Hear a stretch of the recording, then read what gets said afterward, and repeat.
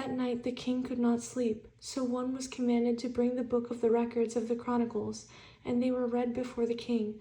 And it was found written that Mordecai had told of Bigthana and Teresh, two of the king's eunuchs, the doorkeepers, who had sought to lay hands on King Ahasuerus.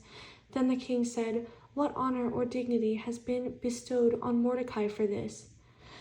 And the king's servants who attended him said, "Nothing has been done for him." So the king said, "Who is in the court?" Now Haman had just entered the outer court of the king's palace to suggest that the king hang Mordecai on the gallows that he had prepared for him. The king's servants said to him, "Haman is there, standing in the court." And the king said, "Let him come in."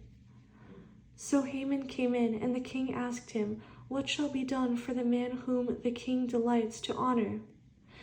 Now Haman thought in his heart, "Whom would the king delight to honor more than me?" And Haman answered the king, "For the man whom the king delights to honor, let a royal robe be brought which the king has worn, and a horse on which the king has ridden, which has a royal crest placed on its head. Then let this robe and horse be delivered to the hand of one of the king's most noble princes, that he may array the man whom the king delights to honor.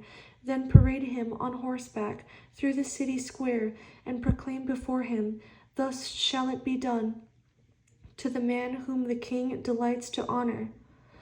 Then the king said to Haman, "Hurry, take the robe and the horse, as you have suggested, and do so for Mordecai the Jew, who sits within the king's gate. Leave nothing undone of all that you have spoken." So Haman took the robe and the horse, arrayed Mordecai, and led him on horseback through the city square, and proclaimed before him, "Thus shall it be done to the man whom the king delights to honor." Afterward Mordecai went back to the king's gate, but Haman hurried to his house, mourning and with his head covered.